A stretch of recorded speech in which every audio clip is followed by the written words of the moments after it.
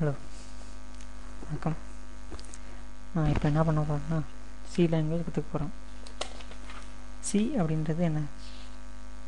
அது ஒரு programming language.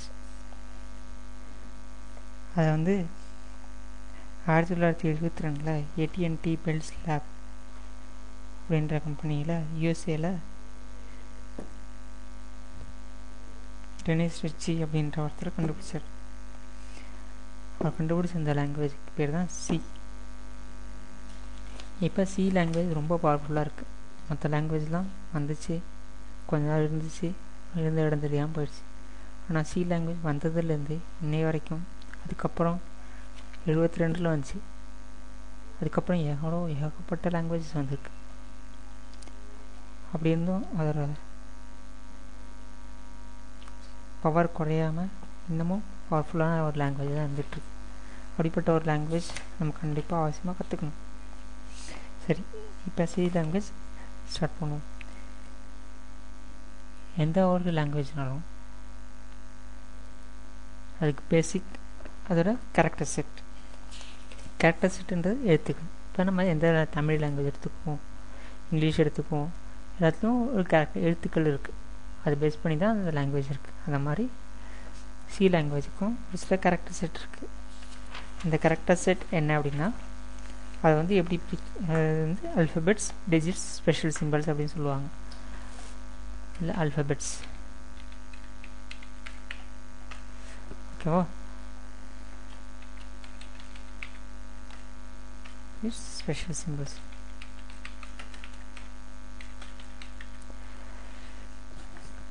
இப்போ இந்த அல்ஃபபெட்ஸ் அப்படின்றது என்னென்னா, அது A to Z கேபிட்டல் லெட்டராகவோ இல்லை A to Z ஸ்மால் லெட்டராகவோ இருக்கலாம். இதுதான் வந்து அல்ஃபபெட்ஸ். டிஜிட்ஸ் அப்படின்றது என்னென்னா 0 to 9, இதான் வந்து டிஜிட்ஸ். ஸ்பெஷல் சிம்பிள்ஸ் அப்படின்றது என்னென்னா, நிறைய சிம்பிள்ஸ் இருக்குது. Tilde symbol, single quote, double quote, exclamatory symbol, at symbol, hash, dollar, percent, cap, ampersand, asterisk, open parenthesis, close parenthesis, open brace, close brace, open bracket, close bracket, question mark, slash. இப்படி இந்த இதெல்லாம் வந்து special symbols அப்படின்னு சொல்லுவோம். இதெல்லாம் வந்து பேசிக் character set. அப்புறம் அதில் கான்ஸ்டன்ட்ஸ், வேரியபிள்ஸ், கீவேர்ட்ஸ்னு ஒன்று இருக்குது. இந்த கீவேர்ட்ஸ் அப்படின்றது என்னென்னா,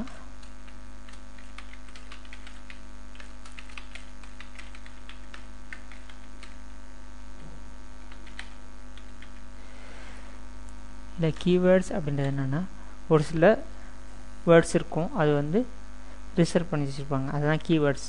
அது வந்து ஒரு சில பர்டிகுலர் ஃபங்க்ஷனாலிட்டி பண்ணும். அந்த வேர்ட்ஸை வந்து நம்ம வந்து ப்ரோக்ராமில் எழுதக்கூடாது, யூஸ் பண்ணக்கூடாது. அதாவது நம்மளோட ஓன் பர்பஸ்க்காக யூஸ் பண்ணக்கூடாது. அதுக்குன்னு ஒரு பர்பஸ் இருக்கும், அந்த பர்பஸ்க்காக மட்டும்தான் யூஸ் பண்ணணும். அதுதான் வந்து கீவேர்ட்ஸ் அப்படின்னு சொல்லுவாங்க. இப்போ கான்ஸ்டன்ட்ஸ் அப்படின்றது என்னென்னா, அது வந்து நம்ம ஒரு வேல்யூ கொடுப்போம் இல்லையா, 5, 10 அப்படின்னு. அந்த வேல்யூவோட வேல்யூ அது 5ன்னா அது எப்போவுமே அதோட வேல்யூ வந்து 5 தான். 10னா எப்போவுமே அதோட வேல்யூ 10 தான். அதெல்லாம் வந்து கான்ஸ்டன்ட் சொல்லுவோம். இப்போ நம்ம எக்ஸாம்பிள் பையோட வேல்யூ என்ன? எப்பவுமே 22/7 தான் பையோட வேல்யூ. இது வந்து என்றைக்கும் மாறாது. இந்த மாதிரி இருக்கிறதுலாம் நான் வந்து கான்ஸ்டன்ட் சொல்லுவோம். கான்ஸ்டன்ட் அப்படின்னா அதில் வேல்யூ எப்போவுமே மாறாது, அதுக்கு பேர் தான் கான்ஸ்டன்ட். இன்னும் சொல்லப்போனால் அந்த வேல்யூவாகவே வச்சுக்கிறதுக்கு பேர் தான் கான்ஸ்டன்ட். அடுத்து வேரியபிள்ஸ் அப்படின்றது என்னென்னா, அதோட வேல்யூ ப்ரோக்ராம் ஆரம்பித்ததுலேருந்து முடிகிற வரைக்கும் அப்படியேவும் இருக்கலாம், இல்லை நடுவில் ஏதாவது மாறலாம். ஒரு எக்ஸாம்பிளுக்கு நம்ம வந்து எடுத்துப்போம். sum அப்படின்னு ஒன்று இருக்குது. ஓகேவா? இப்போ ஃபஸ்ட்டு வந்து சம்மோட வேல்யூ வந்து 0 அப்படின்னு இருக்கு. இப்போ 0 இருக்குது. அதே சமயம் a equal to 5, b equal to 10 அப்படின்னு இருக்கு.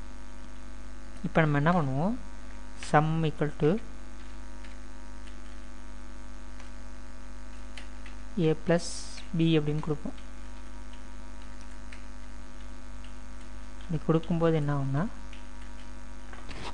a plus b எவ்வளோ 15. அப்போ வந்து சம்மோட வேல்யூ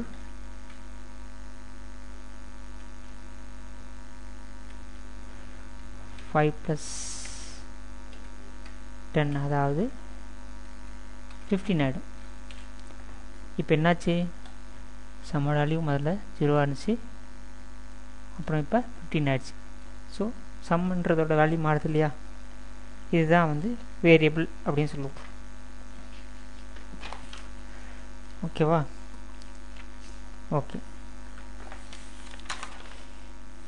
இப்போ வந்து சி கான்ஸ்டன்ட்ஸ் அப்படின்றதுன்னா கான்ஸ்டன்ட்ஸில் 2 டைப் ஆஃப் கான்ஸ்டன்ட்ஸ் இருக்குது. ஒன்று ப்ரைமரி கான்ஸ்டன்ட்ஸ், ரெண்டாவது செகண்டரி கான்ஸ்டன்ட்ஸ். ஓகேவா? இந்த ப்ரைமரி கான்ஸ்டன்ட் அப்படின்னா என்னென்னா, அதை வந்து integer constant, real constant, character constant சொல்லுவோம். ஒரு இன்டிஜர் நம்பரோ இல்லை ஒரு ரியல் நம்பர், அதாவது ஃப்ளோட்டிங் வேல்யூவோ இல்லை ஒரு கேரக்டரோ இருந்துச்சுன்னா அதை வந்து integer constant, real constant, character constant அப்படின்னு சொல்லுவோம். செகண்டரி கான்ஸ்டன்ட் அப்படின்றது என்னென்னா, array, pointer, structure, union, enumeration இதெல்லாம் வந்து கான்ஸ்டன்ட் யூஸ் பண்ணோன்னா அதை வந்து செகண்டரி கான்ஸ்டன்ட் சொல்லுவோம்.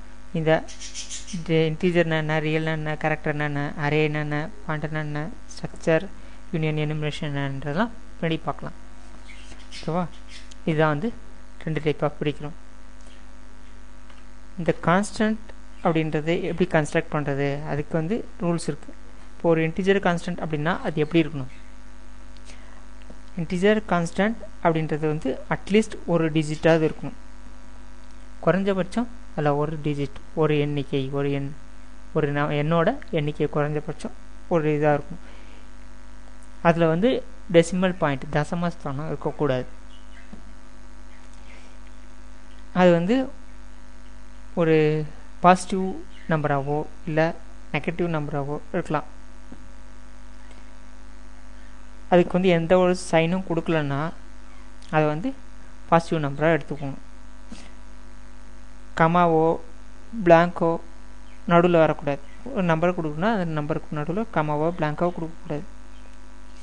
இதுதான் வந்து இன்டிஜர் கான்ஸ்டன்ட்டுக்கான ரூல்ஸ். ரியல் கான்ஸ்டன்ட் அப்படின்னா எப்படி இருக்குன்னா, அது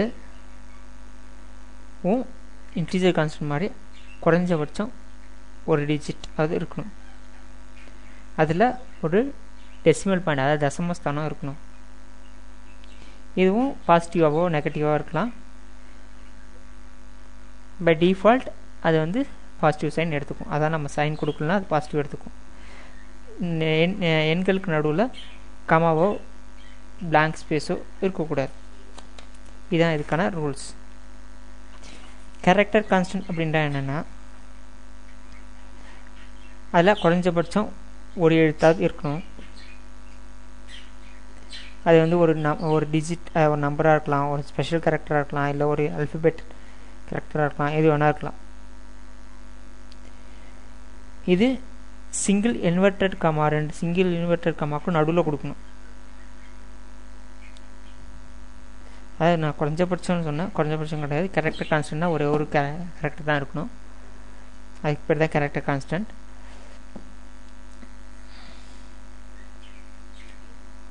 அது வந்து சிங்கிள் இன்வெர்டட் கமாக்குள்ளே கொடுக்கணும். மேக்ஸிமம் லெங்த், அதாவது அதிகபட்ச நீளம், அதாவது நீளம், இந்த கான்ஸ்டன்ட்டோட நீளம் வந்து 1 தான். அதை வந்து சிங்கிள் இன்வெர்டட் கமாக்குள்ளே கொடுக்கணும். இதான் வந்து அதுக்கான ரூல்ஸ். ஓகேவா?